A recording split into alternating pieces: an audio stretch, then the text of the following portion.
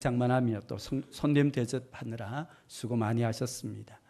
하나님께서 여러분의 심령과 삶에 풍성한 은혜를 내려주시고 지치고 피곤한 몸도 주 안에서 쉼과 안식을 얻어 강건하게 회복되시기를 주님의 이름으로 축복합니다. 오늘 말씀을 통해 하나님께서 주시는 영적 교훈과 말씀의 은혜를 함께 나누기 원합니다. 우리 6절 말씀 같이 한번 읽도록 하겠습니다. 너는 여호와 내 하나님의 성민이라.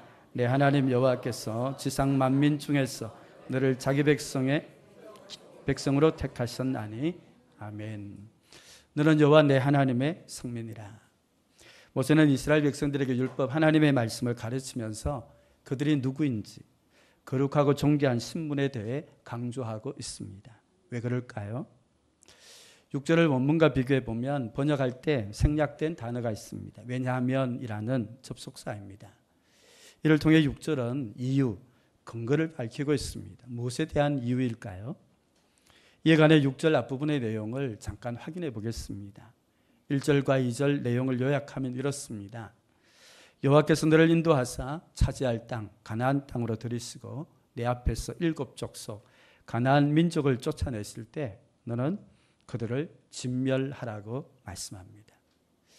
지금 이스라엘 백성들은 가나안 정복을 눈앞에 두고 있습니다. 그들에게 가나안 땅을 정복할 때 어떻게 해야 되는지 가나안 정복의 원리에 관해 말씀하고 있습니다. 그들을 진멸하라. 가나안 땅에 거하는 사람들과 그들이 섬기는 우상과 종교, 문화 모든 것을 철저히 멸하라고 말씀합니다. 이것이 가나안 정복에 관한 하나님의 뜻이고 또 하나님의 명령입니다. 가나안이라는 세상이 이스라엘 백성들로 하여금 하나님을 떠나는 죄와 불신앙에 악한 영향을 주지 못하도록 보호하시고, 그래서 세상과 구별된 거룩한 신앙, 거룩한 삶을 지켜가는 것이 하나님의 뜻이고 하나님의 요구입니다. 왜 이스라엘 백성들은 세상과 구별된 거룩한 신앙과 삶을 지켜가야 할까요?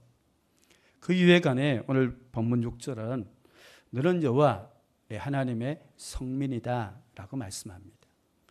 하나님의 거룩한 백성이라는 신분을 인식하는 것이 세상과 구별된 거룩한 삶을 살아가게 합니다. 목사라는 신분을 인식하는 것이 저로 하여금 매사에 행동을 조심하고 절제하게 합니다. 그래서 세상과 구별된 거룩한 삶을 살아가도록 선한 도움과 영향을 제게 줍니다. 여러분도 마찬가지라고 생각합니다. 그리스도인, 성도라는 신분을 인식할 때 말과 행동을 조심하게 되고 세상과 구별된 거룩한 삶을 살아가려고 우리는 힘쓰게 되는 것이죠. 그렇다면 여러분, 세상과 구별된 거룩한 삶, 거룩한 신앙을 지켜가는 원리가 무엇입니까? 이에 관해 말씀을 한번 확인해 보겠습니다. 레위기 18장 2절과 3절 말씀 우리 화면을 보고 함께 읽도록 하겠습니다. 너희는 너희가 거주하던 애굽 땅의 풍속을 따르지 말며 내가 너희를 인도할 가나안 땅의 풍속과 규례도 행하지 말고 너희는 내 법도를 따르며 내 규례를 지켜 그대로 행하라. 아멘. 거룩한 삶의 원리가 무엇인가요? 애굽 땅의 풍속을 따르지 말고 가나안 땅의 풍속과 규례도 행하지 말라고 말씀합니다. 애굽 땅의 풍속. 이스라엘 백성들은 애굽에서 약 430년을 살았습니다. 그 긴 세월 동안 살면서 그들은 애굽의 풍속을 배웠고 영향을 받았습니다. 그것이 출애굽 여정 가운데 하나님을 거역하는 불신앙과 불순종의 삶으로 나타났습니다. 그래서 하나님은 이스라엘 백성들에게 거룩한 삶을 위해 애굽 땅의 풍속을 따르면 안 된다고 말씀하십니다. 가나안 땅의 풍속과 규례, 이스라엘 백성들이 정복하고 살아가게 될 삶의 환경입니다. 이것이 이스라엘 백성들에게 영적으로 악한 영향을 주기 때문에 하나님은 가나안 땅의 모든 것을 철저히 진멸하라고 명하셨습니다. 하지만 이스라엘 백성들은 그렇게 하지 못했습니다. 그 결과 가나안 땅의 풍속과 규례가 이스라엘 백성들로 하여금 하나님을 떠나게 하고 온갖 우상을 숨기는 불신앙과 불순종의 삶으로 타락하고 무너지게 했습니다. 그러므로 하나님은 이스라엘 백성들을 향해 거룩한 삶을 위해서 가나안 땅의 풍습과 규례를 행하지 말라고 말씀하고 계십니다. 오늘 우리도 마찬가지입니다. 로마서 12장 2절에 보면 너희는 이 세대를 본받지 말라고 하십니다. 요한일서 2장 15절에는 이 세상이나 세상에 있는 것들을 사랑하지 말라고 말씀하십니다. 왜죠? 왜 우리가 그렇게 해야 합니까? 그 위에 간에 오늘 6절은 우리가 여호와 하나님의 성민이기 때문입니다. 예수님을 믿음으로 우리는 거룩한 하나님의 자녀, 하나님의 백성이 되었습니다. 그러므로 세상과 구별된 거룩한 신앙, 거룩한 삶을 살아가야 합니다. 이를 위해 우리는 이 세대 세상을 본받아 살아가면 안 되는 것이고 이 세상이나 세상의 것들을 사랑하면 안 된다고 우리를 향해 말씀하고 있습니다. 거룩한 삶을 살아감에 있어서 더 적극적인 원리가 있습니다. 이에 관해 레위기 18장 4절은 우리에게 이렇게 말씀을 합니다. 너희는 내 법도를 따르며 내 규례를 지켜 그대로 행하라고 말씀합니다. 거룩한 삶의 원리는 내 법도, 내 규례, 하나님의 말씀을 지켜 그대로 행하는 것입니다. 그것이 세상과 구별된 거룩한 신앙, 거룩한 삶으로 나타나게 되는 것입니다. 이를 위해 하나님께서 구원받은 이스라엘 백성들이 시내산에 도착했을 때 모세를 통해 율법, 하나님의 말씀을 주셨습니다. 그 말씀을 지켜 행함으로 세상과 구별된 거룩한 신앙, 거룩한 삶을 살아가기를 하나님께서 원하셨던 것입니다. 지금 가나안 정복을 앞두고 있는 이스라엘 백성들에게 하나님께서 모세를 통해 율법, 하나님의 말씀을 가르치는 목적도 동일합니다. 하나님이 주신 그 가나안 땅에 들어갔을 때 이스라엘 백성들이 하나님의 말씀을 지켜 행함으로 세상과 구별된 거룩한 신앙, 거룩한 삶을 살아가기를 원하셨기 때문입니다. 여러분 다니엘을 한번 생각해 보시죠.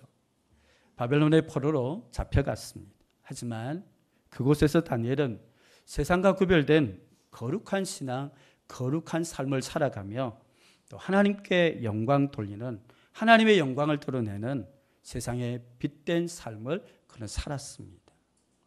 그 삶을 다니엘이 어떻게 가능했을까요? 말씀을 한번 확인해 보겠습니다. 다니엘서 1장 8절에 보면 다니엘이 뜻을 정했습니다. 신앙의 결단을 했습니다.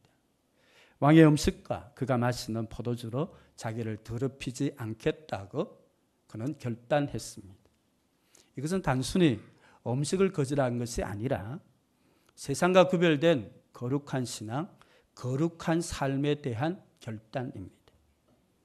그가 지금 바벨론이라는 세상 가운데 살지만 바벨론의 풍속과 교례를 따라 살아가는 것이 아니라 내가 이 땅 가운데서도 하나님의 말씀을 지켜 행하기로 그는 결단했던 것이죠. 그것이 다니엘의 삶에 어떤 모습으로 나타났는지 말씀한 것을 확인해 보겠습니다. 다니엘서 6장 4절입니다.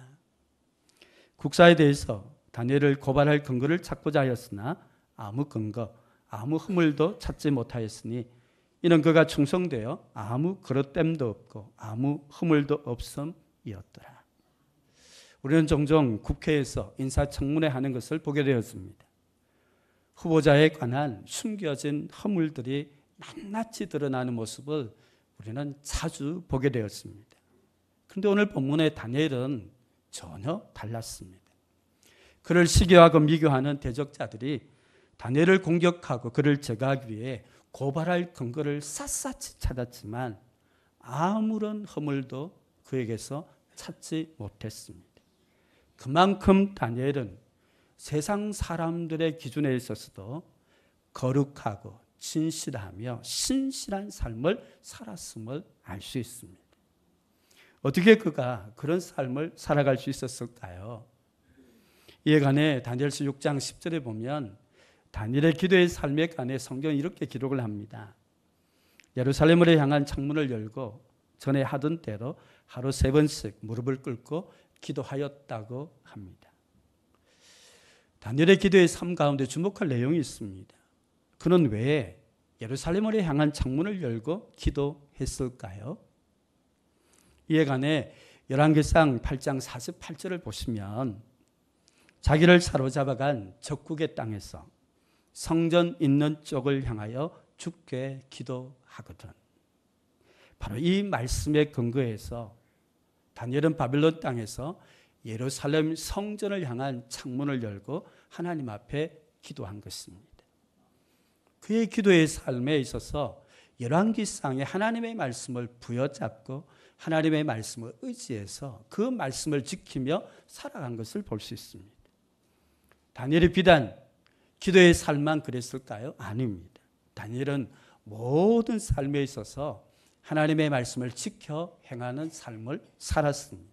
그것이 바벨론이라는 세상 속에서도 세상 사람들이 아무런 허물도 찾지 못하는 거룩하고 진실하며 신실한 삶을 살아가게 했음을 우리는 알 수 있습니다. 사도행전 11장에 보시면 안디옥 교인들은 지역 주민들, 세상 사람들로부터 그리스도인이라고 인정을 받았습니다. 무엇 때문일까요? 사도행전 11장 26절을 보시면 바나바와 바울 두 사람이 교회에서 1년간 큰 무리를 가르쳤습니다. 그 말씀을 통해 변화된 거룩한 삶의 열매 때문에 안디옥의 성도들이 세상 사람들로부터 그리스도인이라고 일컬음을 받게 된 것입니다. 이것이 세상의 거룩한 빛을 발하는 건강한 교회, 건강한 성도의 모습입니다. 이를 위해 요구되는 것이 있습니다. 말씀을 통해 변화된 거룩한 삶의 열매입니다. 오늘 말씀도 확인해 보겠습니다. 6절에 보시면 너는 여호와 내 하나님의 성민이라, 하나님의 거룩한 백성이라는 신분을 밝히고 있습니다. 거룩한 백성으로서 합당한 삶의 원리가 무엇일까요? 이 말씀의 이 11절 말씀을 보시면 너는 오늘 내가 내게 명하는 명령과 규례와 법도 하나님의 말씀을 지켜 행하라고 말씀합니다. 그렇습니다. 저와 여러분이 그리스도인 성도로서 거룩한 삶의 원리는 한 가지입니다. 하나님의 말씀을 지켜 행하는 것입니다. 그것이 세상 가운데 거룩한 신앙, 거룩한 삶의 열매로 나타나게 되는 것이죠. 왜 우리가 하나님의 말씀을 지켜 행함으로 세상과 구별된 거룩한 신앙과 삶을 우리가 살아가야 할까요? 이에 관해 오늘 본문이 강조하는 것이 있습니다. 하나님의 놀라운 은혜입니다. 이에 관해 말씀을 한번 확인해 보겠습니다. 7절 말씀 우리 함께 읽도록 하겠습니다. 7절입니다. 여호와께서 너희를 기뻐하시고 너희를 택하심은 너희가 다른 민족보다 수요가 많기 때문이 아니니라. 너희는 오히려 모든 민족 중에 가장 적으니라. 아멘. 하나님께서 이스라엘을 기뻐하시고 택하신 이유가 무엇인가요? 택하심을 받을 만한 자격과 조건을 갖추었기 때문입니까? 아닙니다. 7절은 이에 관해 부인하고 있습니다. 너희가 다른 민족보다 수요가 많기 때문이 아니다. 너희는 오히려 모든 민족 중에 가장 적다고 말씀합니다. 여기 가장 적다는 이 표현은 숫자의 많고 적음이나 힘과 능력의 크고 작음을 나타내는 것이 아닙니다. 하나님의 택하심을 받을 만한 자격이나 조건을 갖추지 못한 보잘것없는 존재를 뜻하고 있습니다. 애굽에서 이스라엘 백성들의 삶을 여러분 한번 생각해 보시죠. 그들은 중노동이라는 억압과 착취 아래 고통받는 삶을 살았습니다. 그들은 정말 노예 신분으로 너무나 힘든 삶을 살았습니다. 그 삶에서 스스로 구원할 만한 능력이 그들에게 있었나요? 아닙니다. 하나님의 능력, 하나님의 은혜가 아니면 애굽의 억압과 착취 아래 고통받는 삶에서 벗어날 수 없는 너무나 보잘것없는 존재였습니다. 그들이 어떻게 거룩하고 존귀한 하나님의 백성으로 택하심을 받게 되었을까요? 이에 관해 오늘 본문 8절 말씀 우리 같이 한번 읽도록 하겠습니다. 여호와께서 다만 너희를 사랑하심으로 말미암아 또는 너희의 조상들에게 하신 맹세를 지키려 하심으로 말미암아 자기의 권능의 손으로 너희를 인도하여 내시되 너희를 그 종되었던 집에서 애굽 왕 바로의 손에서 속량하셨나니. 아멘. 방금 읽은 말씀을 보시면 하나님께서 이스라엘 택하신 두 가지 이유를 말하고 있습니다. 첫 번째는 너희를 사랑하심으로 말미암아. 하나님의 사랑 때문에 이스라엘을 택하셨다고 말씀합니다. 하나님의 사랑은 어떤 자격, 어떤 조건과 상관없이 무조건적인 사랑입니다. 그 사랑이 세상 만민 가운데 이스라엘을 택하시고 하나님의 거룩한 백성으로 삼았습니다. 오늘 우리도 마찬가지입니다. 에베소서 2장은 예수님을 믿기 전 우리의 영적 상태에 관해 이렇게 말씀을 합니다. 허물과 죄로 죽었다. 영적으로 죽었습니다. 그 결과 본질상 진노의 자녀였습니다. 허물과 죄로 말미암아 하나님의 진노, 하나님의 심판 아래에 있는 삶이었습니다. 하지만 예수님을 믿음으로 우리는 존귀한 하나님의 자녀, 하나님의 백성이 되었습니다. 이런 변화가 우리의 삶에 어떻게 가능했을까요? 이에 관해 에베소서 2장 4절은 우리에게 이렇게 말씀을 합니다. 긍휼이 풍성하신 하나님이 우리를 사랑하신 그 큰 사랑 때문이라고 말씀하고 있습니다. 하나님의 그 놀라운 사랑이 저와 여러분의 삶에 언제 임했나요? 오늘 기도 가운데 장로님께서도 이 말씀을 인용했지만 로마서 5장 8절 말씀을 보시면 우리가 아직 죄인 되었을 때, 우리가 구원받을 만한 자격과 조건을 갖지 않은 그때에 그리스도께서 우리를 위하여 죽으심으로 하나님께서 우리에 대한 자기의 사랑을 확정해 주셨습니다. 그러므로 오늘 저와 여러분이 예수님을 믿고 존귀한 하나님의 자녀, 하나님의 백성이 된 것이 전적으로 하나님의 사랑, 하나님의 은혜임을 분명히 믿습니다. 하나님의 놀라운 사랑, 하나님의 은혜를 받은 사람은 하나님의 말씀을 지켜 행함으로 세상과 구별된 거룩한 신앙, 거룩한 삶을 지키며 살아가게 될 줄 분명히 믿습니다. 두 번째, 하나님께서 이스라엘 택하신 이유에 관해 오늘 본문을 보시면 조상들에게 하신 맹세, 약속을 지키기 위해서라고 말씀하고 있습니다. 조상들에게 하신 맹세, 약속이 무엇인가요? 요즘 날마다 주님과 동행하는 말씀 묵상, 창세기 말씀을 묵상하신 분이라면 이 약속에 관해 우리가 분명히 알게 됩니다. 창세기 12장 2절에 보시면 하나님이 아브라함을 부르시면서 그에게 약속했습니다. 내가 너로 큰 민족을 이루게 하겠다. 이에 관해 하나님께서 또 한 가지 약속한 게 있습니다. 창세기 15장 13절과 16절 말씀인데요. 내 자손이 이방에서 객이 되어 그들을 섬기겠고 내 자손은 4대 만에 이 땅으로 돌아오게 될 것이다.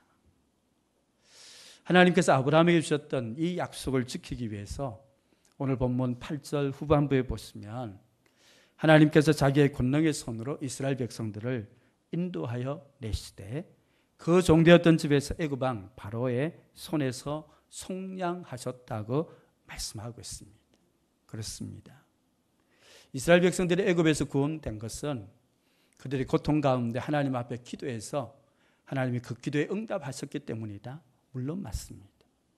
더 중요한 것은 하나님께서 아브라함에게 주셨던 그 약속을 하나님이 성취하기 위해서 하나님의 말씀대로 그 백성들을 애굽에서 구원하여서 약속하신 그 땅으로 보낼 때가 되었기 때문에 하나님은 그들의 삶의 능력으로 역사하셔서 애굽 가운데 그 백성을 건져주시고 약속의 땅 가나안으로 하나님께서 인도해 주신 것을 우리가 깨닫게 됩니다.